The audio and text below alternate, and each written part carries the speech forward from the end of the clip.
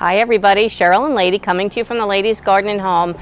Have you ever come out to your garden on a beautiful sunny summer day and you're filled with a song in your heart, and the song goes something like this: welcome to the jungle, it gets worse here every day. This is a rather large job, but what I'm hoping is I could kind of show you some tips on weeding that I've learned along the way. So I hope you join us.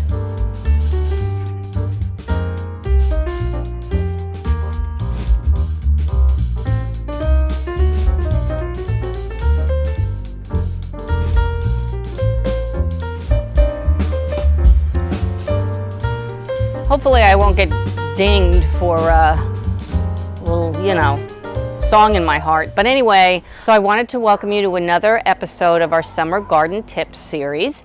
And today I'm going to cover weeding. And weeding is not a very exciting topic, and it's certainly not one that most gardeners look forward to doing.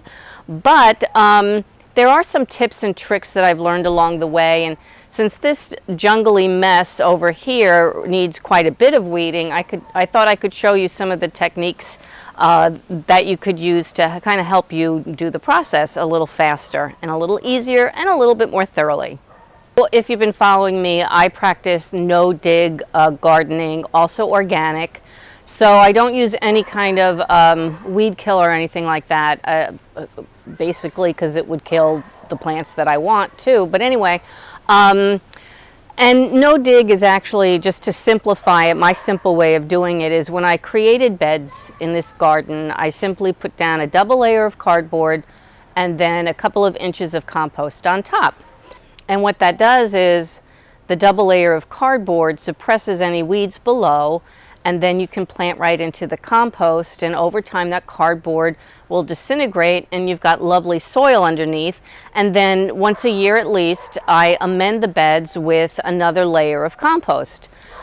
So for the most part, in beds that I did properly with the 2 thick layers of cardboard, basically what I get weed-wise is mostly just surface weeds. And I say just surface weeds because they can be all over the place if you don't pull them out, but they're generally a little bit easier to handle and to take care of.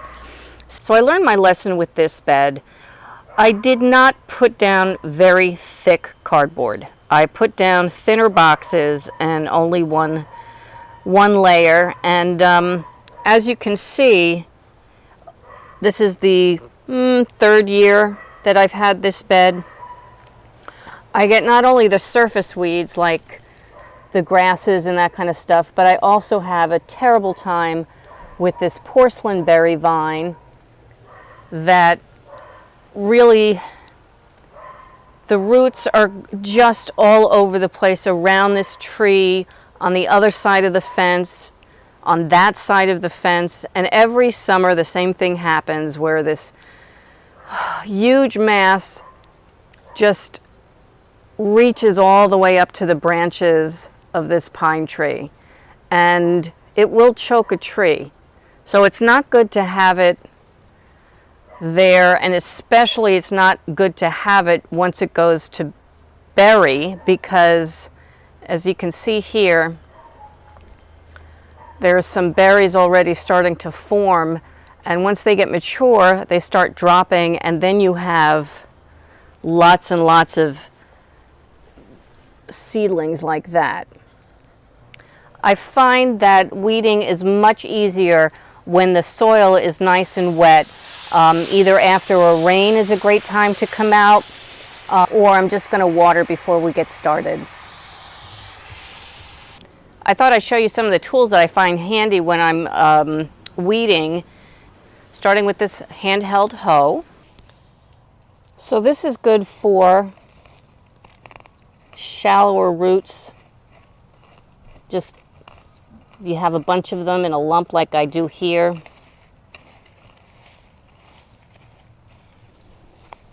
The problem is it's not very precise, and you can disturb plants that you don't want to. Like, I want to keep this alyssum.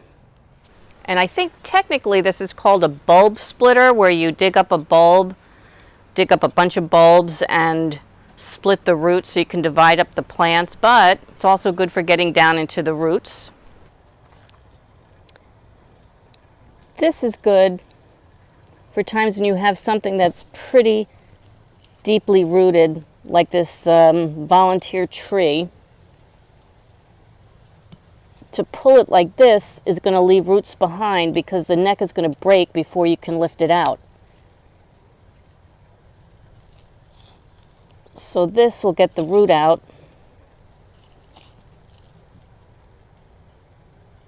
And then this is nice if you have a row of small top-seeded weeds, and you can just kind of go along the row like that. But this really works if you have a traditional size row.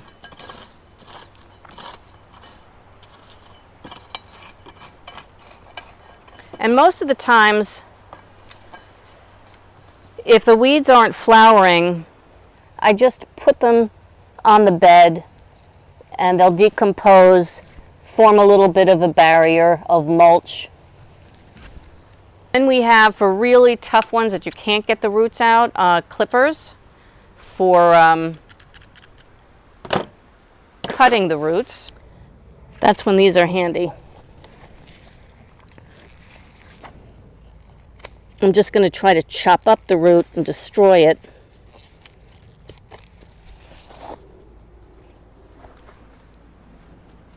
Get most of it, and it could grow back.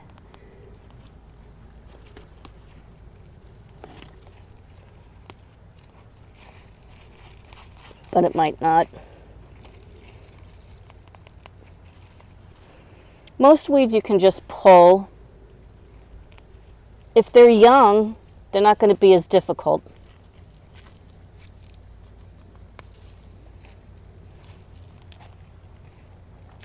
And again, these are mostly surface weeds. That's a marigold. I'm not going to pull that. Here's another one of those difficult vines.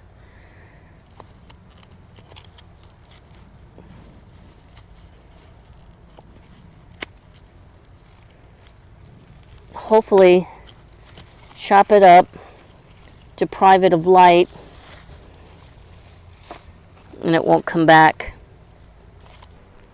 When you want to dig something that's a little bit bigger, the hori-kori. So this is another porcelain berry, Virginia creeper, whatever you call it, plant. And I wanted to show you how I use the hori-kori.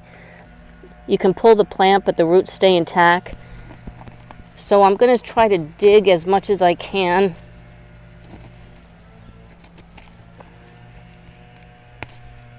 Well, I didn't get the whole root, but I got a lot of it. So hopefully that won't grow back. But you see, there's another root here.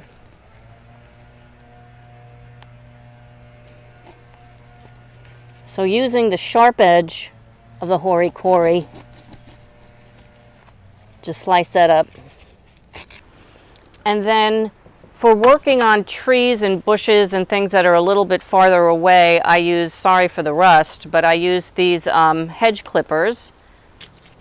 As you can see, I'm kind of hindered on being within arm's reach of grabbing these branches here. So what I'm going to just do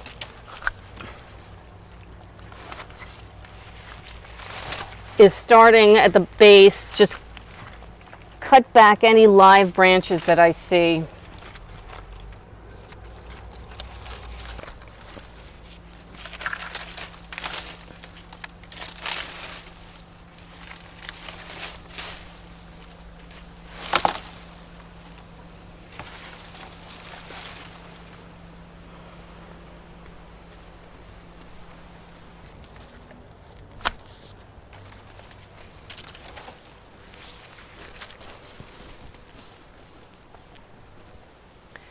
Back here on this side, I see some new vine growth. So without stepping on my flowers, I hope, Just going to come in here from the bottom.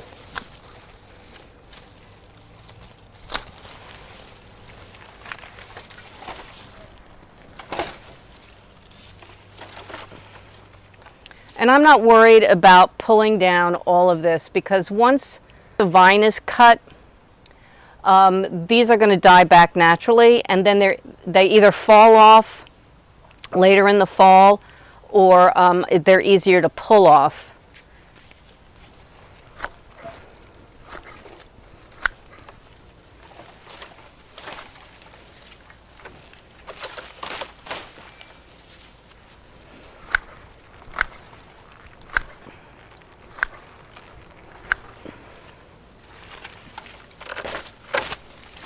Nope. You see this? That is a live big branch, and that's where the shoots were coming from. So I'm going to see if I can cut that back any further.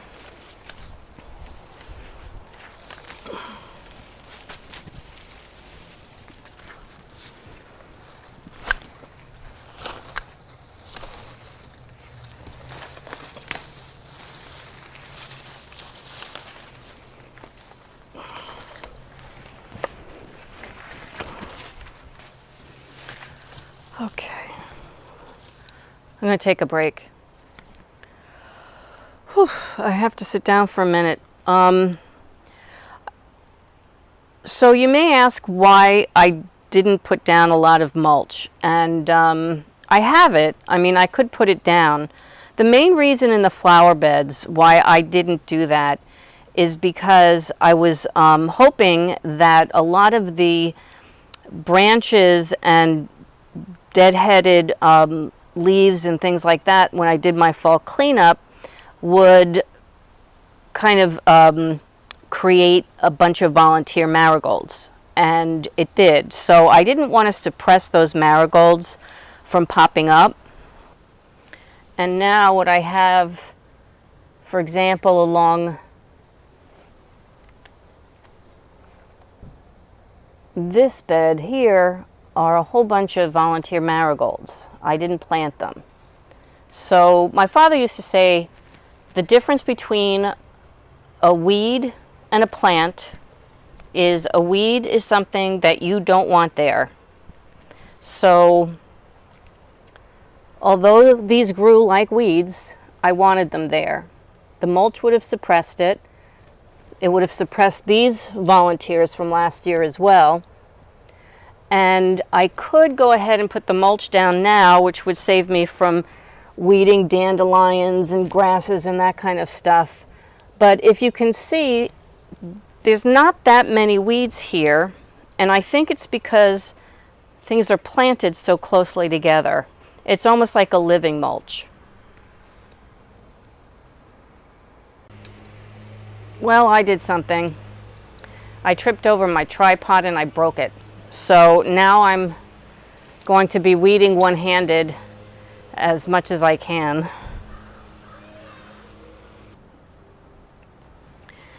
Last but not least, we have all of these weeds that have taken hold in the lavender. So pulling this is not going to be as effective as if I dug it up, but it's very difficult to dig into an established plant like this. So I'm just going to do the best I can with pulling and just try to manage it for the rest of the season.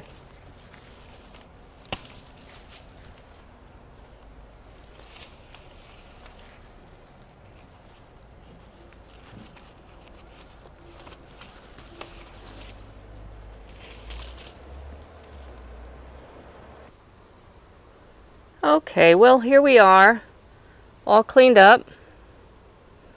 In a couple of days I'll see if any of the vines over here have not started dying back, and then I'll hack at it again. But I deserve what I got, which is a very sickly bed of flowers. many that died, many that tried to compete with the weeds and didn't win. Some hopefully will spring back. If not, I'm going to have to plant something else in here, hoping maybe I've got in time for another round of zinnias. I don't know. But the lavender is really starting to die off, so it's time I deadhead it soon. But at least it's weeded.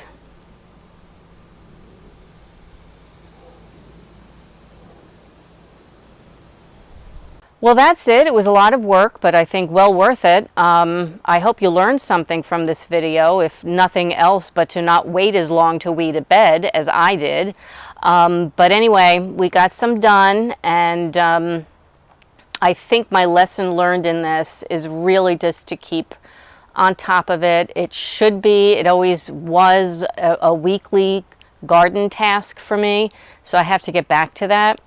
I hope you enjoyed this episode of our summer gardening tips series, and I hope you subscribe so that you can catch some more of them that are coming out this summer. And as we go into the fall, we're going to be planting our fall crops and our winter crops. So anyway, I hope you enjoyed this video. If you did, please give it a like. And from the Ladies Gardening Home, enjoy your gardening journey. Bye! Say goodbye, lady.